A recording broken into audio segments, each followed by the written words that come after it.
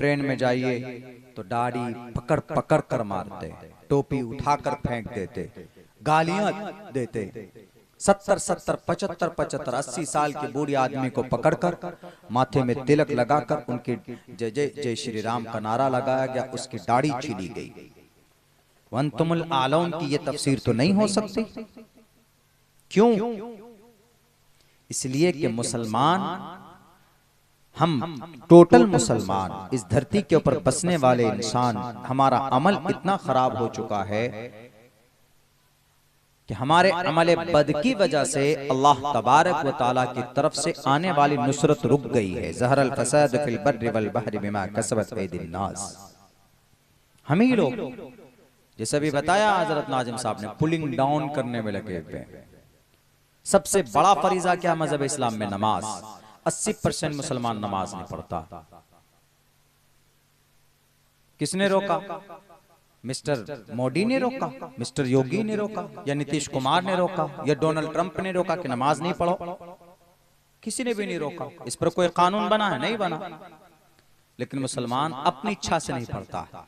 अल्लाह के नबी की हदीस क्या है? मन तरक सलात मुतअम्मिदन फक़द कफर। जानबूझकर नमाज को छोड़ना कुफ्र के दरवाजे तक पहुंचा देता। धड़ल्ले से हमारे नौजवान जुआ खेलते।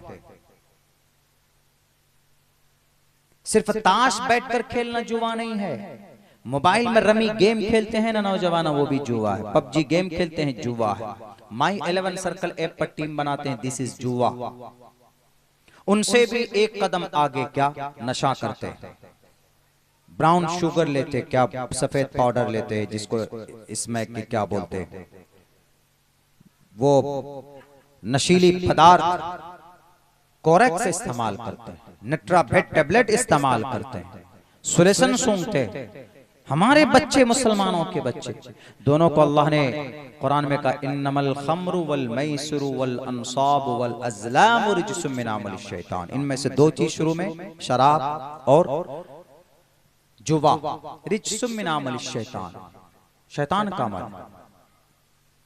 अरे कुरान और शरीयत वो चीज है, लोग कहते रहे मीडिया वाले शरिया कानून, शरिया कानून है, तो शरिया कानून में भलाई है। भलाई कैसे है? अल्लाह का कुरान क्या कहता है? आपसे 1450 साल पहले नाजिल हुआ। अल्लाह के कुरान ने कहा कि शराब मत पियो, गंदी चीज है। बिहार सरकार ने क्यों पाबंदी लगाई? नीतीश कुमार से पूछिए। नीतीश कुमार ने तो अभी 10 साल 12 साल पहले पाबंदी लगाई। गुजरात के अंदर भी पे पाबंदी लगी। अब अक्सर स्टेटों में अब देखिएगा तैयारी हो रही है इस पर पाबंदी लगाने की। क्यों? वो जानते हैं कि गंदी चीज है। शराब पीकर आकर बीवी को मार देता, शराब पीकर आकर बाप को मारता, शराब पीकर आकर, हमारे यहाँ अक्सर, हमारे यहाँ हाईवे भी नया हाईवे 4 लाइन का उधर से निर्माण हुआ है। कम से कम महीने में 5 बच्चे, 5 लड़के बाइक से एक्सीडेंट होता, तो उनमें से 5 में से 4 बच्चों का देखा गया कि वो पिए हुए होते हैं, एकदम बिल्कुल नशे में धुत। और जब आदमी शराब पीता, तो शराब क्यों हराम है? क्योंकि शराब सबसे पहले आदमी की अकल को डैमेज करती है। इसलिए आप देखेंगे कि शराबी जब शराब पीता है तो वो उसकी बैलेंस बिगड़ जाती है। कभी इधर लुढ़कता, कभी इधर लुढ़कता, कभी कभी तो वो नाली को हाईवे समझकर गाड़ी घुसा देता है। 3-3 रास्ते नजर आते हैं।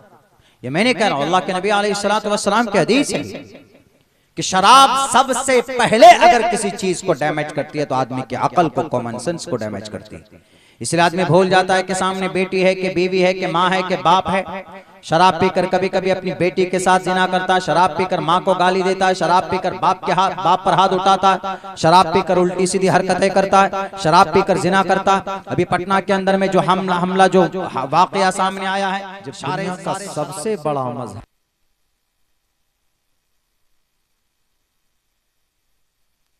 ये मजहब, इस मजहब के मानने वाले पाए जाएंगे आपको। मैं भी त्रिपुरा गया था कुछ दिनों पहले, तो वहां पहाड़ों पर भी हमने देखा कि वहां पर क्रिश्चियन बसे हुए हैं। वहां के जो लोग हैं वो क्रिश्चियन अकीदे को फॉलो करते हैं।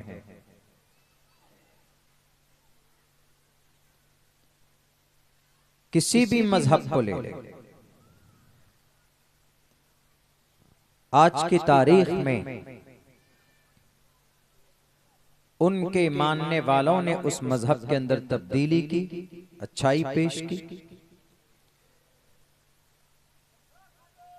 मगर एक मजहब ऐसा है जिसकी तारीफ और जिसकी अच्छाई इसके मानने वाले ने नहीं की, बल्कि अल्लाह तबारक व तआला ने उसकी तारीफ की है। और उस मजहब को मानने वाले का जो नाम है वो भी अल्लाह ने मुंतखब फरमाया। सनातन धर्म है। हमारे हिंदू भाई साधु संत राजा महाराजा बोलते हैं कि सनातन दुनिया का सबसे बेहतरीन मजहब है। वो लोग बोलते हैं कि सनातन हिंदू धर्म सबसे बेहतर धर्म है। हालांकि हिंदू कोई धर्म, कोई मजहब नहीं है, कोई निजाम, कोई सिस्टम नहीं है, बल्कि सनातन है। सनातन है या शाश्वत है या स्वभावनीयत क्रम है, तीन नाम।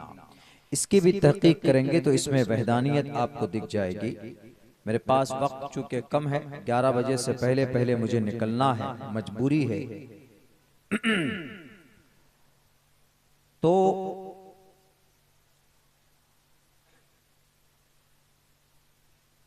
वो कहते हैं कि सनातन दुनिया का सबसे बेहतर मजहब है। उनके मानने वाले, ईश्वर नहीं कहता, परमात्मा नहीं कहता, उनके मानने वाले कहते हैं। यहां तक कि शास्त्र में भी नहीं, कहीं नहीं दिखा सकते कि हिंदू धर्म दुनिया का सबसे बेहतरीन सर्वोपरि धर्म है। 35 तारीफात किए गए हिंदू धर्म के कि what is the religion of Sanatan of Hinduism, क्या है हिंदुइज्म, क्या है, नहीं बता पाए। हिंदू इलाकाई नाम है, सिंध में रहने की वजह से यह नाम पड़ा है।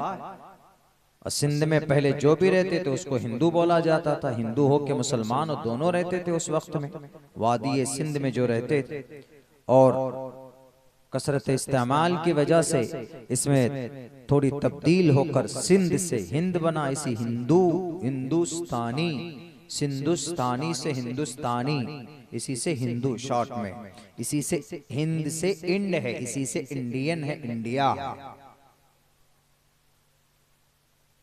तो खैर वो लोग कहते हैं कि हमारा धर्म है सबसे बेहतर है, सनातन सबसे बेहतर है। क्रिश्चियन के मानने वाले कहेंगे कि क्रिश्चियन सबसे बेहतर धर्म है। यहूदी वो कहते हैं कि जुडाइज्म दुनिया का सबसे बेहतरीन धर्म है। सिख कहेंगे कि सिखा सबसे बेहतरीन धर्म है। गुरु नानक, गुरु गोविंद सिंह, वो किसी अवतार को नहीं मानते, किसी नबी को, किसी रसूल को नहीं मानते। वो कहते हैं कि एक ओंकार, बस एक परमात्मा है। बाकी 10 गुरु को मानते, गुरु नानक, गुरु गोविंद सिंह। उनका मूल मंत्र है एक ओंकारा सतनाम करता विरुद्ध नरवु नरवीर अकाल मूरत अजवनी से मुंगुर प्रसादी। वो एक ईश्वर को मानते हैं बस। सिख धर्म 650 साल पहले वैदिक धर्म से निकला, गुरु नानक ने इसको निकाला। गुरु नानक मजहब इस्लाम से बड़ा इंस्पायर्ड था, बहुत ज्यादा। आर्य समाज का बानी पंडित दयानंद सरस्वती मजहब इस्लाम के खिलाफ किताब लिखी, सत्यार प्रकाश, वो भी हिंदू धर्म से अलग निकला। गौतम बुद्ध सिद्धार्थ 2650 साल पहले इसी भारत की धरती पर उसने एक अलग धर्म बनाया। उनके मानने वालों ने उनको ईश्वर परमात्मा माना और उसी को बुद्धिस्ट कहा जाता। हालांकि वो एक इंसान था, एक राजा का बेटा था। गौतम, सिद्धार्थ, 2 नाम थे उसके। लेकिन आज उसको कुछ मानने वाले कहते हैं कि परमात्मा थे, ईश्वर थे। इंसान ईश्वर नहीं हो सकता। महावीर, वर्धमान महावीर जैन स्वामी, गौतम बुद्ध सिद्धार्थ से भी 100 साल पहले, 2750 साल पहले उनका वक्त था। वर्धमान महावीर जैन, जैनी, जैन धर्म, जैनी जितने भी हैं मारवाड़ी तकरीबन, ये वर्धमान महावीर जैन को परमात्मा मानते, खुदा मानते। हालांकि वो भी एक इंसान थे। तो वो कहते हैं कि जैन धर्म सबसे बेहतर है। बुद्धिस्ट कहते हैं बुद्धिस्ट धर्म सबसे अच्छा धर्म है। तो ये सब मानने वाले अपने अपने मजहब को कहते हैं कि सबसे बेटर है, सबसे अच्छा है। मान लोगे तो अच्छा रहेगा। हम तो यही कहते हैं कि भाई जो कायनात का, जो इस वर्ल्ड का, जो इस दुनिया का मालिक है, वो किस मजहब को कह रहा है कि बेहतर है? ये तो इंसान कह रहा है। गौतम बुद्ध सिद्धार्थ इंसान वो कह रहा है कि बुद्धिस्ट बेहतर, वर्धमान महावीर वो इंसान वो कह रहा है कि जैन मजहब बढ़िया है, गुरु नानक गुरु गोविंद सिंह इंसान वो कह रहा है कि सिख धर्म बढ़िया है, हमारे हिंदू भाई राजा हमारे पुरोहित और साधु संत कहते हैं कि सनातन धर्म बेहतर है। ऐसे ही दुनिया के अंदर और भी धर्म के मानने वाले कहते हैं कि हमारा धर्म बेहतर है। हम कहते हैं कि नहीं, वो धर्म बेहतर हो सकता है जिसको परमात्मा या खुदा कहे कि कौन सा मजहब बेहतर है, उससे बेहतर मजहब नहीं हो सकता। तो ये सिर्फ हमें कुरान में मिलता है। अल्लाह का कुरान कहता है इन्न दीन इंदल्लाहिल इस्लाम। अल्लाह कहता है कि तमाम मज़ाहिब में, टू इंटायर वर्ल्ड, पूरी दुनिया के अंदर सबसे बेहतरीन और पसंदीदा मजहब अल्लाह की नजर में अगर कोई मजहब और दीन है तो दीन इस्लाम है। इस्लाम की तारीफ मैंने नहीं की या किसी आलिम ने नहीं की, यहां तक कि किसी नबी ने नहीं की। तकरीबन 1,24,000 अंबिया किराम इस धरती पर आए, अंबिया और रसूल, उन्होंने नहीं कही कि इस्लाम बढ़िया है तुम मान लो। इस्लाम का कॉन्सेप्ट और बुनियादी अकीदा जो शुरू से हजरत आदम अलैहिस्सलाम से तमाम अंबिया की नजर में एक है, उनका कहना नहीं है, बल्कि ये तो अल्लाह का कहना है। अल्लाह कहता है कि मेरी नजर में, in the site of my site, इंसानों के लिए बेहतर कोई मजहब और सिस्टम और निजाम अगर कोई है एज ए रिलीजन, मजहबी एतबार से कोई दीन और कोई निजाम कोई सिस्टम है तो दीन इस्लाम है। ये अल्लाह कहता, मोहम्मद रसूलुल्लाह ने नहीं कहा। खुदा का कुरान है इन्न दीन इंदल्लाहिल इस्लाम, अल्लाह के नजर में सबसे पसंदीदा मजहब दीन इस्लाम है। और जो इस दीन को मानेगा, जो इस मजहब को मानेगा, उसका नाम भी अल्लाह ही तय करता है। आजकल के कुछ जालिम और फसादी तंजीमें तय नहीं करेगा कि तुम्हारा नाम क्या होगा। तुम मुल्ला होगे, तुम दाढ़ी और टोपी वाले, तुम ये होगे, तुम वो होगे, अलग अलग तरह की गालियां देते हैं। तुम भारतीय है कि तुम इंडियन है कि नहीं है, कि तुम कौन है। अल्लाह कहता है, अल्लाह का कुरान कहता है, अल्लाह खुद कहता है कि जो इस मजहब को, इस कॉन्सेप्ट को मानेगा उसका नाम मुसलमान होगा। मुसलमानों का नाम भी अल्लाह ने रखा, हुवा सम्माकुमुल मुस्लिमीन। जो इस्लाम को मानेगा उनका नाम मुसलमान होगा। तो अब बताइए, ये दोनों नाम अल्लाह की तरफ से है, ये दोनों चीजें जो पसंदीदा है अल्लाह की तरफ से है। इस्लाम, मजहब इस्लाम अल्लाह ने पसंद किया है, और नाम मुसलमान आपका और हमारा अल्लाह की तरफ से है।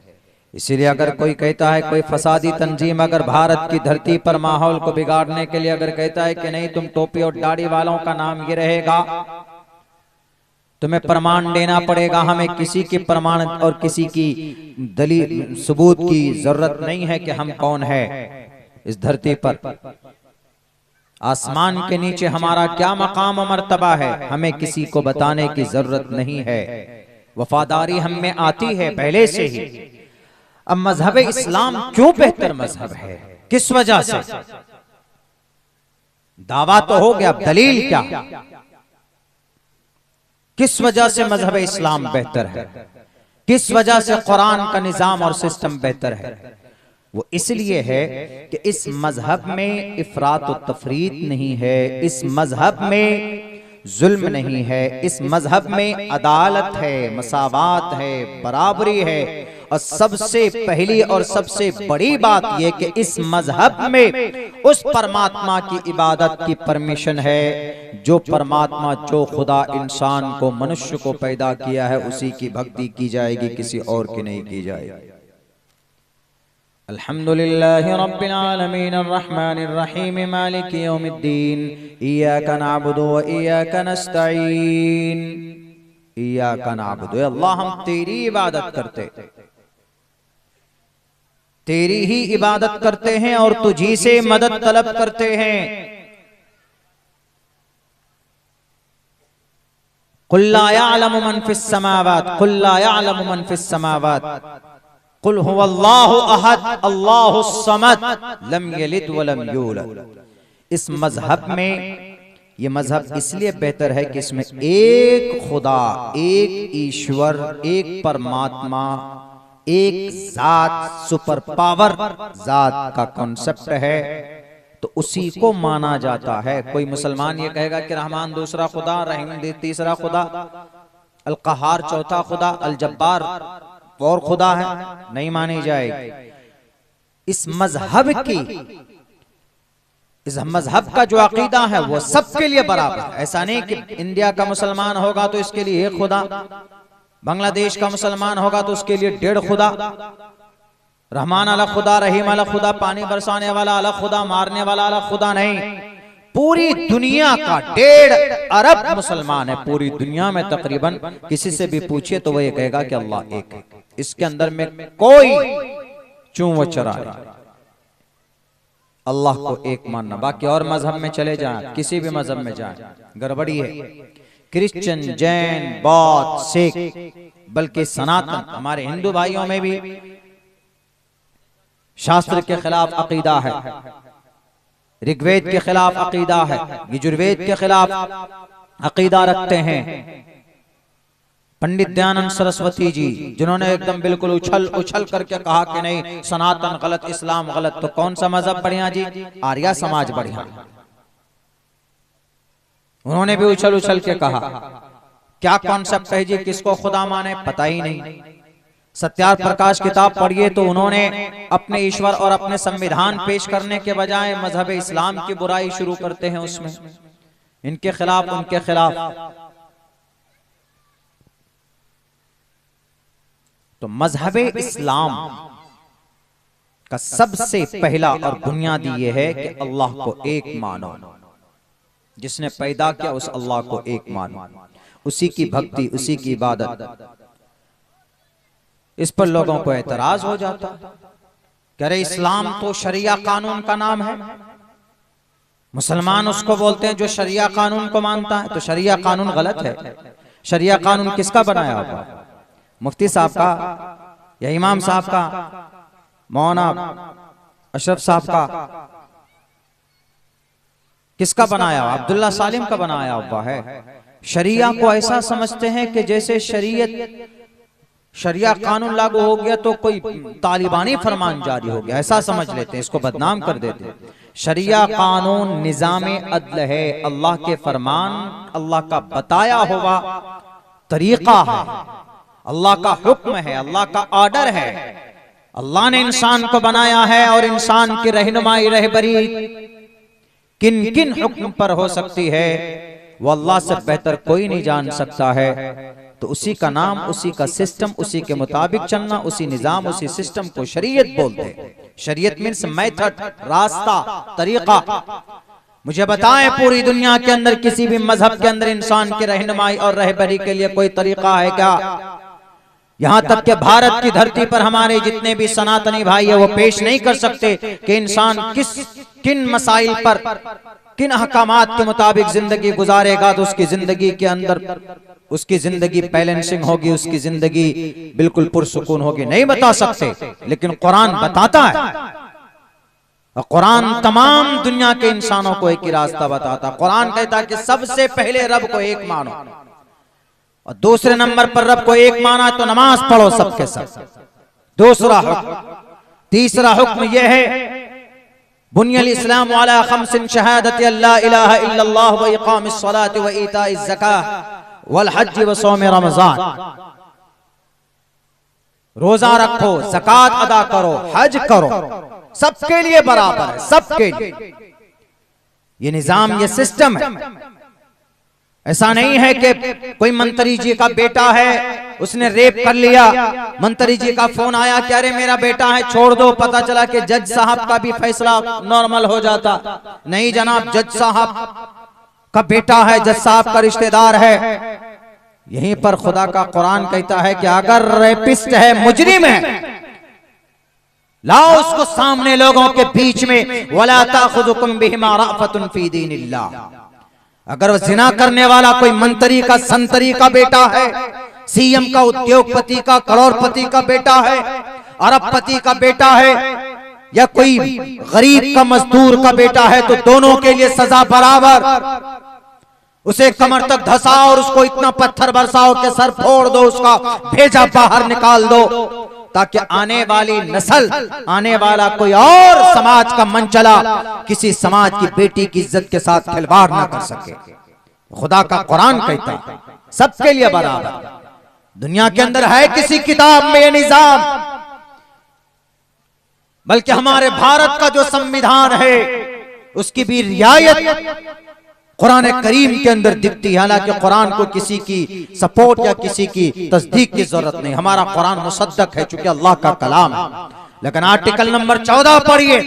आर्टिकल नंबर 14 में है इक्वालिटी बिफोर लॉ और the equal protection of the laws within the territory of India. Bharat के अंदर रहने वाले सबके लिए कानून बराबर होगा। तो खुदा का कुरान भी कहता है कि अगर कोई जिना करने वाला है, जिना करता है, जानी है, तो उसको बराबर सजा दी जाएगी।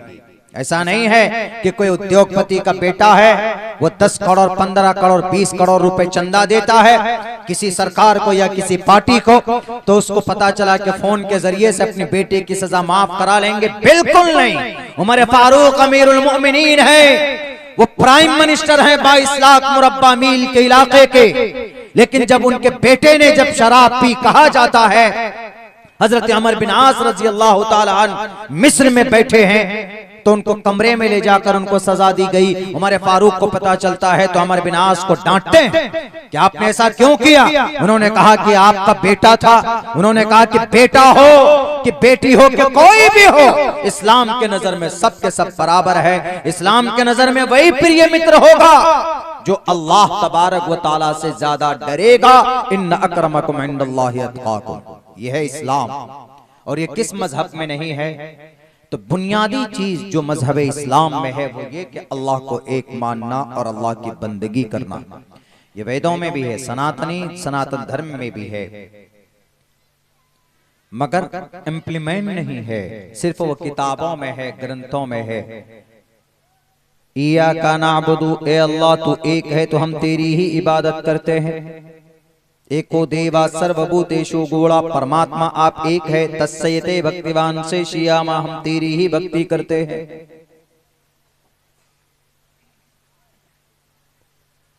खुदा का कुरान कहता है कि अगर कोई गुनाह करता है तो उस हिसाब से उसको सजा दी जाती। चोरी करता है तो चोरी करने वाले के हाथ काटे जाते हैं। जिना करता है, मर्द हो कि औरत हो, उसको सजा दी जाएगी। कोड़े लगाए जाएंगे या तो संगसार किया जाएगा। वेदों में भी ये चीज है, किसी न किसी शक्ल में, किसी न किसी दर्जे में, किसी न किसी दर्जे में इम्प्लीमेंट नहीं होता। इसीलिए हम यहां पर आकर सॉफ्ट कॉर्नर हमारे अकाबिर उलमाए किराम ने ये इख्तियार किया है, ये कहा है कि ये हजरत नूह अलैहिस्सलाम की भटकी हुई कौम है। हजरत नूह की कुछ चीजें ऐसी पाई जाती है उनके अंदर, आज भी मौजूद है। जैसे हमारे यहाँ क़यामत का अकीदा, उनके यहाँ महाप्रलय का अकीदा है। उत्तर प्रदेश के लाल बुजक्कर साहब कहते हैं कि कोई क़यामत वयामत नहीं है, गल सड़कर खत्म हो जाएंगे। वाह भाई वाह, इतने बड़े महापुरुष होकर आपको क़यामत का अकीदा। अरे क़यामत उर्दू में है, इसी को हिंदी में, संस्कृत में महाप्रलय, महाविनाशी, महामृत्युंजय दिवस। महामृत्युंजय दिवस किसको कहा जाता है? महाप्रलय को।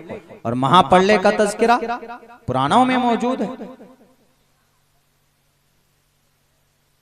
जैसे कुरान में क़यामत का अक़ीदा, या अय्युहन्नासु इत्तक़ू रब्बकुम इन्न ज़लज़लतस्साअति शैउन अज़ीम यौम तरौनहा तज़हलु कुल्लु मुर्ज़िअतिन अम्मा अर्ज़अत व तज़अु कुल्लु ज़ाति हम्लिन हम्लहा व तरन्नासा सुकारा व मा हुम बिसुकारा वलाकिन्न अज़ाबल्लाहि शदीद।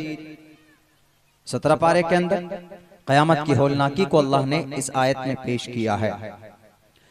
और हश्र के मैदान में, द डे ऑफ जजमेंट, सूरह अबसा व तवल्ला पढ़िए। यौम यफिर्रुल मर्उ मिन अखीहि व उम्मिहि व अबीहि व साहिबतिहि व बनी।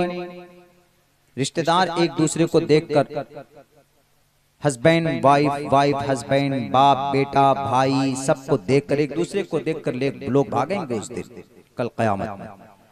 क़यामत के दिन की होलनाकियों को कई जगह पर अल्लाह तबारक व तआला ने दर्शाया है। अल्हम्दुलिल्लाह हमारा अकीदा है, इस्लाम का, मुसलमानों का अकीदा, लेकिन ये चीज सनातन हमारे हिंदू भाइयों के ग्रंथ में है। जब बड़ा महापुरुष आदमी एक स्टेट का मुखिया, उसको नहीं पता कि क़यामत आने वाली, क़यामत कोई चीज होती, उसको तो बोलना चाहिए कि हाँ महाप्रलय, महामृत्युंजय दिवस आने वाला है। महामृत्युंजय दिवस से बचने के लिए मंत्र है, यानी क़यामत की होलनाकी से बचने के लिए क्या है, कुछ चीजें हैं। कुछ लोग ऐसे हैं जो उस दिन परेशान बिल्कुल नहीं होंगे, अल्लाह के अर्श के साए में होंगे। उनमें एक हाफिज़े कुरान, उनमें से एक नौजवान जिन्होंने अपनी जवानी अल्लाह तबारक व तआला के रजा में गुजार दी है, शाबुन नशा फी इबादतिल्लाह फहुव फिल जन्नह। और भी कई लोग हैं। तो उस दिन कहा गया है कि हेतु ब्रह्मगतिस्तान्ति सत्संगतिर्दान विचारतोषा, जिसने ईश्वर की विशेषताओं का तज़किरा किया है या करेगा, वो महाप्रलय में, महामृत्युंजय में उस परेशानी से निजात, उसको मुक्ति मिलेगी।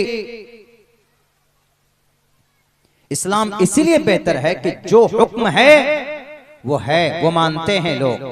अलग बात है कि वक्ती तौर पर कोताही करते छोड़ देते हैं, लेकिन मानते हैं, जानते हैं। मुसलमान जानता है कि नमाज फर्ज है, लेकिन ये नहीं कहेगा करे नमाज फर्ज नहीं है, कुछ नहीं नमाज, ऐसा कोई मुसलमान नहीं कह सकता। कोताही की वजह से छोड़ दे अलग मामला है, लेकिन कभी भी नमाज की फर्जियत का इनकार नहीं कर सकता। अगर कोई मुसलमान नमाज की फर्जियत का इनकार करे, ही इज नॉट मुस्लिम, वो मुसलमान नहीं है, फिर वो डिसबिलीवर हो जाए, काफिर हो जाए, इनकार करने वाला।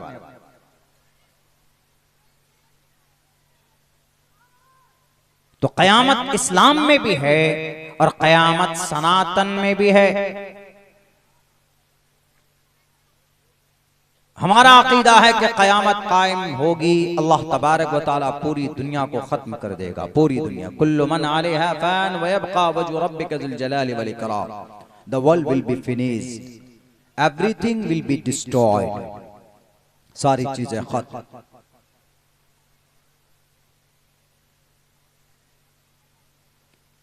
ईशा उपनिषद है, उसमें है ओम भूर्भुवः ओम पूर्णमिदः पूर्णात् पूर्णमुदच्यते पूर्णस्य पूर्णमादाय पूर्णमेवावशिष्यते। ओम शांति, ओम शांति, ओम शांति। लफ्ज ओम तीन बड़े खुदा का शॉर्ट नेम है, ब्रह्मा, विष्णु और शिव का। और हिंदू भाइयों में तीन ही बड़े परमात्मा माने जाते हैं, तीन बड़े परमात्मा। ब्रह्मा पैदा करने वाली जात, ब्रह्मा इनका काम पैदा करना, पैदा करने के बाद परवरिश करने की जिम्मेदारी विष्णु जी की, परमात्मा विष्णु, भगवान विष्णु की। और जब उसकी रोजी रोटी पूरी हो गई, उसका वक्त पूरा हो गया, तो मौत देने की जिम्मेदारी शिव जी की। तो ये तीनों नाम का शॉर्ट है ओम। देखेंगे कहीं कहीं पर लिखा हुआ ओम। ओम का मतलब ओम शांति। ए ब्रह्मा, ए विष्णु, ए शिव, आपने इस ब्रह्मांड को, इस पृथ्वी को, इस पूरे संसार को ब्रह्मा जी ने बनाया। अब भगवान ब्रह्मा ही इसको नष्ट करेगा, और जब ये नष्ट होगा तो हालत खतरनाक होगी। तो उस खतरनाक हालत से बचने के लिए एक मनुष्य अपने परमात्माओं से कहता है शांति, शांति, शांति। जैसे कल क़यामत में मुसलमान, हमारा अकीदा है, कल क़यामत में हश्र के मैदान में, महाप्रलय क़यामत की उस धरती पे, हश्र के मैदान में, वयक़ूलु आदम सफ़ीयुल्लाहि यौमल क़ियामा, हज़रत आदम भी ये कहेंगे या रब्बी नफ्सी नफ्सी, अल्लाह मेरी जान बख्श दे, मैं किसी का सवाल नहीं करता। वयक़ूलु नूह नजीयुल्लाहि यौमल क़ियामा, हजरत नूह भी कहेंगे अल्लाह हम किसी का सवाल नहीं करते, हमें तू बख्श दे। वयक़ूलु ईसा रूहुल्लाह, वयक़ूलु दाऊद खलीफतुल्लाह, वयक़ूलु सुलैमान साहिबुल ममलकति यौमल क़ियामा या रब्बी नफ्सी नफ्सी। वयक़ूलु इब्राहीम खलीलुल्लाह यौमल क़ियामा या रब्बी नफ्सी नफ्सी। वयक़ूलु इस्माईल ज़बीहुल्लाह यौमल क़ियामा या रब्बी नफ्सी, या रब्बी नफ्सी। व यक़ूलु मूसा कलीमुल्लाह यौमल क़ियामा या रब्बी नफ्सी या रब्बी नफ्सी, या अल्लाह मैं किसी का सवाल नहीं करता, मेरी जान बख्श दे, लेकिन एक ज़ात अक़दस और एक ही शख्सियत, एक ही ज़ात। वयक़ूलु रसूलुना व नबियुना व हादियुना शफीउना मुहम्मदुन सल्लल्लाहु अलैहि वसल्लम यौमल क़ियामा या रब्बी उम्मती या रब्बी उम्मती। हश्र के मैदान में सब कहेंगे या रब्बी नफ्सी नफ्सी, लेकिन जनाब मोहम्मद रसूलुल्लाह आपके लिए सजदे में जाकर कहेंगे या रब्बी उम्मती या रब्बी उम्मती।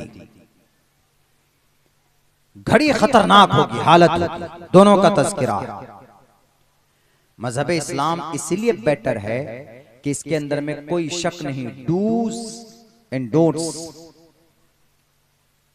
इसके अंदर में कोई वो नहीं कि भाई कौन सा करना है कौन सा नहीं करना है, सस्पेंशन में नहीं, ये जायज ये ना जायज, ये नहीं करना है ये करना, बस इसकी परमिशन है इसकी परमिशन है। मौलाना साहब जरा बताइए तो पूरी दुनिया के अंदर में सूद आम है, सारे लोग सूद खाते हैं, क्या जायज है? सारे लोग शराब पीते जायज है? नहीं, कयामत की सुबह तक नहीं। पूरे 8 अरब इंसान शराब पीने लगे तो अल्लाह फिर भी अल्लाह का फैसला नहीं बदल सकता। ला तब्दील लिकलिमातिल्लाह। ओपन बाइबल में, तौरात, जबूर, इंजील में ये चीज हुई। अच्छा सारे लोग शराब पी रहे हैं, चलो ठीक है इसको लिख दो, सारे लोग शराब पीने लगे तो इसको जायज कर दो, ये हुआ। कुरान में नहीं कर सकते। कुरान में काजी साहब से भी पूछ लीजिए, पूरी दुनिया के काजी मिलकर बैठ जाएं, पूरी दुनिया के मुफ्ती साहब बैठ जाएं, पूरी दुनिया के सवालात नबी आ जाएं, कह के भाई सूरह फातिहा में थोड़ा आगे पीछे कर देते हैं, एक जबर को जेर में बदल देते हैं, नॉट अलाउड, नहीं कर सकते। यह है Islam is the best religion to the world. शक्ल देखकर फैसला नहीं होता इस्लाम, नसब देखकर फैसला नहीं होता इस्लाम, अमल देखकर फैसला होता। वेदों में कहा है ना कि अगर कोई शूद्र है, शूद्र को नापाक मानते हैं, गलत अकीदा, गलत तर्जुमा। एक मंत्र है गुरु पुराण, वो मंत्र ये शूद्रो ब्रह्मण तामिति ब्रह्मण चैति शूद्रताम क्षेत्रियो याति वित्रत्वम विघाधुवीच्यम तथैच्च सैकैवात्रपति परजानाम कथम पुनर्जति कीर्त पर भेदा। कि परमात्मा ने इस जमीन पर किसी को नापाक नहीं बनाया है, हाँ छोटा बनाया है, छोटी बिरादरी बनाई है, छोटा खानदान बनाया है, ये तो चल सकता है।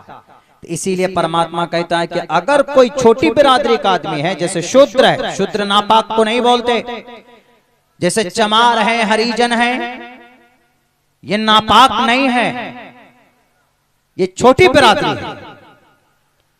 छोटी बिरादरी का आदमी अपने कर्तव्य से, अपने काम से बड़ा हो सकता है। शूद्रो ब्रह्मण तामिति ब्रह्मण चेति, शूद्रताम, वो अपने काम से बड़ा हो सकता है। जैसे डॉक्टर भीमराव अंबेडकर साहब अपने काम से बड़ा हो सकता है, लेकिन कोई आदमी बड़े खानदान का, बड़े खानदान का, बड़े नाम और फैमिली का या आली नसब है, लेकिन काम इतना गंदा करता है कि वो आदमी, उसका नाम छोटा हो जाता है। लोग नाम लेते ही काली पकने लगते हैं, नाम लेते कहते अरे किसका नाम ले लिया, बड़ा गंदा बड़ा खराब आदमी था। तो इस मंत्र का यही अर्थ है और मजहब इस्लाम में यही चीज बताई गई। यहां तक कि अल्लाह के नबी अलैहिस्सलातु वस्सलाम 42 साल तक नबी के कंधे पर हाथ रखकर सरपरस्ती करने वाले ख्वाजा अबू तालिब जनाबे मोहम्मद रसूलुल्लाह के हर आप पर होने वाले हर परेशानी और हर उस जत्थे, उस जमात का मुकाबला किया जो नबी को मिटाना चाहते थे। अबू जहल, उतबा, शैबा, वलीद, हंजला, मुगीरा के तमाम तर सवालों का जवाब देते रहे। कौन? ख्वाजा अबू तालिब। अल्लाह के नबी अलैहिस्सलाम के दादा के इंतकाल के बाद सरपरस्ती अल्लाह के नबी की किसी ने की तो ख्वाजा अबू तालिब ने की। यही वजह है कि ख्वाजा अबू तालिब के बेटे, ख्वाजा अबू तालिब के बेटे हजरत अली जब 12 साल की उम्र में अल्लाह के नबी के पास आए, आकर कहने लगे कि अल्लाह के नबी, I want to convert my religion into the Islam, मैं मजहब इस्लाम को मानना चाहता हूँ, मैं आप जिस मजहब को लेकर आए उसको फॉलो करूंगा। मेरी उम्र 12 साल है। अल्लाह के नबी ने कहा कि अरे चाचा जी से पूछ लो, पहले अब्बा से पूछ लो, वरना मेरी भी रोटी बंद और तेरी भी रोटी बंद हो जाएगी। जाकर पूछो, पहले अपने अब्बा से पूछ लो कि ऐसा ऐसा मामला है, मेरे मन में आ रहा है। तो अबू तालिब हजरत अली ने कहा अल्लाह के नबी से कि अल्लाह के नबी पहले ये बताइए मेरे बाप को किसने पैदा किया? कहा कि अल्लाह ने पैदा किया। कहा जब मेरे बाप को अल्लाह ने पैदा किया था तो उस वक्त मशवरा किया था? कहा नहीं। कहा कि जब मेरे रब ने मेरे अब्बा को मुझे पैदा करते वक्त मेरे अब्बा से नहीं पूछा था तो मैं उस रब के दीन को अगर कबूल करूंगा तो मेरे बाप से क्यों पूछूंगा? अल्लाह के नबी अलैहिस्सलाम को हिम्मत भी कहा आओ चलो। तो हजरत अली रजी अल्लाह ताला अन्हु के वालिद मोहतरम ख्वाजा अबू तालिब 40 साल तक नबी की रहनुमाई रहबरी करने वाले, एक मौके पर उतबा, शैबा, वलीद, हंजला, मुगीरा, अबू जहल की पूरी टीम ने कहा कि अबू तालिब अपने भतीजे को रोक लो, जिस मजहब को, जिस दीन की तबलीग कर रहा है, जिस कलिमे की तबलीग कर रहा है उससे कह दो कि बाज आ जाए। अगर मोहम्मद को सीएम की कुर्सी चाहिए तो हम देने के लिए तैयार हैं। अगर मोहम्मद को तो कोई दौलत चाहिए तो अरब के तमाम खजानों की चाबियां हम उसके कदमों पे लाकर रखने के लिए तैयार है। या अगर किसी खूबसूरत औरत से शादी करना चाहता है तो बताए, वो सिर्फ इशारा कर दे कि भाई किस कबीले की औरत से शादी करना चाहता है। अरब के तमाम कबीलों में जो सबसे बेहतर कबीले की खूबसूरत औरतें होती है उस कबीले की औरत से, उस औरत से हम शादी कराने के लिए तैयार है। लेकिन तुम सिर्फ नबी को ये कह दो कि रुक जाए, कदम रोक ले, वो हम हर कुछ करने के लिए तैयार। अल्लाह के नबी आए, हजरत ख्वाजा अबू तालिब ने कहा कि मोहम्मद ऐसा ऐसा ऑफर आया। अल्लाह के नबी ने कहा कि चचा आप ये तो कुछ भी नहीं, उन लोगों से बोल दीजिएगा एक हाथ में सूरज और एक हाथ में चांद को लाकर रख दे, मैं कयामत तक उस काम से बाज नहीं आ सकता जिस काम के लिए मुझे मेरे रब ने नबी और रसूल बनाकर भेजा है। हमेशा हर मोड़ पर नबी के साथ ढाल बनकर खड़े रहने वाले। लेकिन जब इंतकाल का वक्त आता है, मौत की घड़ी आती है, जब उनकी मौत होती है तो बइख्तिलाफे रिवायत ख्वाजा अबू तालिब, अल्लाह के नबी ख्वाजा अबू तालिब ही के भतीजे थे, गोया एक तरह से खून का रिश्ता था।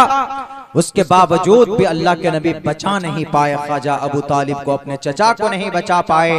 हालांकि सब कुछ, सारी चीजें मौजूद है, नसब है, हसब है, सरदार है। अल्लाह के नबी के जमाने में, ख्वाजा अबू तालिब के जमाने में मक्का की सरदारी उन्हीं के पास और सारी चीजें उनके पास, उनके सामने कोई सर नहीं झुकाता था। यहाँ तक कि अबू जहल जैसा मुतकब्बिर आदमी भी ख्वाजा अबू तालिब के सामने में सर उठाकर चलने की हिम्मत नहीं होती थी। ऐसे मौके पर ऐसे चचा को नहीं बचा पाए, जन्नत नहीं ले जा पाए बइख्तिलाफ रिवायत। लेकिन वहीं पर एक आदमी है, काला है, कलूटा है, बदसूरत है, कोई नसब नहीं, कोई हसब नहीं, कोई खानदान नहीं, कोई कबीला नहीं, लेकिन नबी की बात को मानता है, शरीयत को मानता है, अल्लाह के नबी से मोहब्बत करता है, रब की तौहीद को मानता है। तो ये बंदा, बदसूरत इंसानों में अगर फहरिस्त तैयार की जाए तो सबसे ज्यादा बदसूरत कोई आदमी होगा तो उसका नाम है बिलाल हबशी रज़ी अल्लाह ताला अन्हु। गुलाम है, कहां से, हबशा का रहने वाला। नसब क्या है जी? कुछ नहीं। खानदान क्या है बिलाल? कुछ पता नहीं। अब्बा क्या करते थे? तुम्हारे दादा क्या करते थे? कितना बड़ा तुम्हारा काम था? कुछ भी नहीं मालूम। लेकिन ये आदमी जब शरीयत से जुड़ता है, कुरान से जुड़ता है, अल्लाह की शरीयत को सीने से लगाता है, तो यही बिलाल चलता है, मक्का की गलियों में चलने की आहट सुनाई देती है जन्नतुल फिरदौस में। इस्लाम में अमल देखा जाता, इस्लाम में नाम नहीं देखा जाता। इसलिए Islam is the best religion to the world. अल्लाह ने कहा इन्ना अकरमकुम इंदल्लाहि अत्काकुम, तुम में जो अल्लाह से सबसे ज्यादा डरेगा वही हमारा महबूब। तो मेरे भाइयों, आज सब कुछ होने के बावजूद, इतना बेहतर मजहब, निजाम, सिस्टम होने के बावजूद आज मुसलमान क्यों बेबस है, क्यों लाचार? हालांकि अल्लाह का कुरान कहता है वला तहिनु वला तहज़नु, न डरो न घबराओ।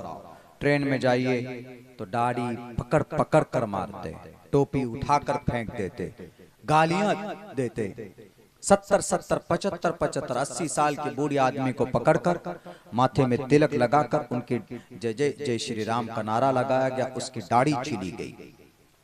वंतुमुल आलौन की ये तफसीर तो नहीं हो सकती। क्यों? इसलिए कि मुसलमान, हम टोटल मुसलमान, इस धरती के ऊपर बसने वाले इंसान, हमारा अमल इतना खराब हो चुका है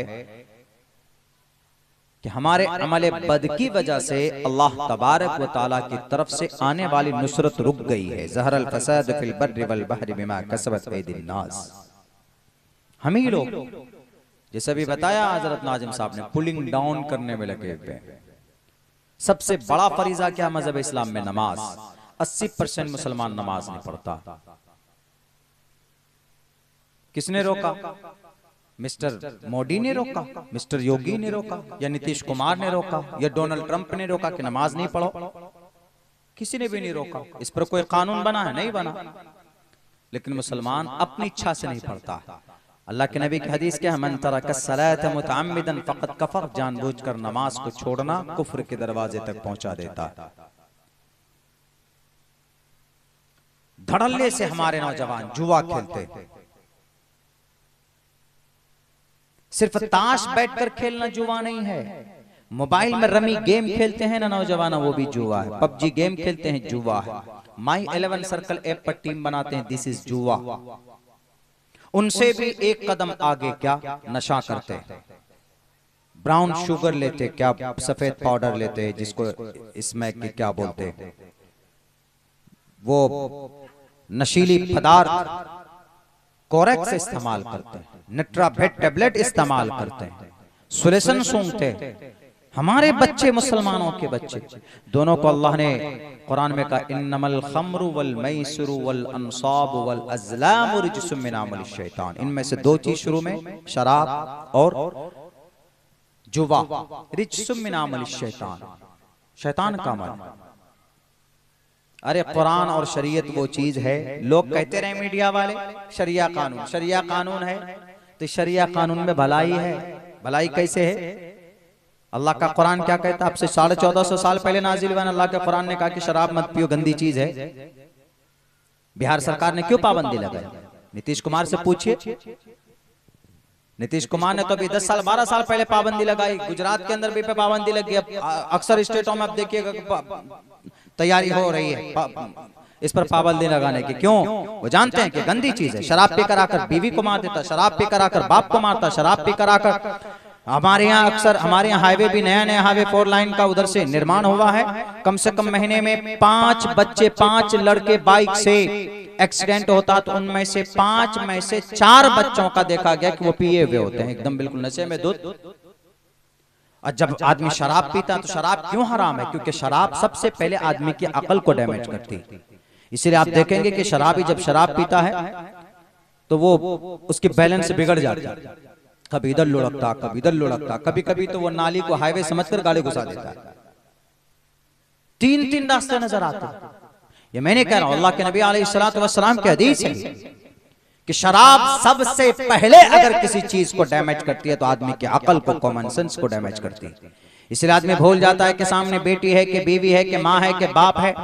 शराब पीकर कभी कभी अपनी बेटी के साथ जिना करता है, शराब पीकर माँ को गाली देता है, शराब पीकर बाप पर हाथ उठाता है, शराब पीकर उल्टी सीधी हरकतें करता है, शराब पीकर जिना करता है। अभी पटना के अंदर में जो हमला जो वाकया सामने आया है, सारे शराबी कबाबी, वो अलग बात है कि पुलिस प्रशासन तक भी उन शराबियों को, उन कबाबियों को, उन मुजरिमों को बचाने में लग गई है।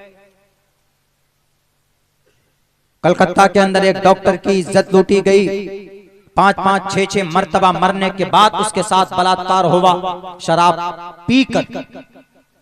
इसीलिए शराब हराम।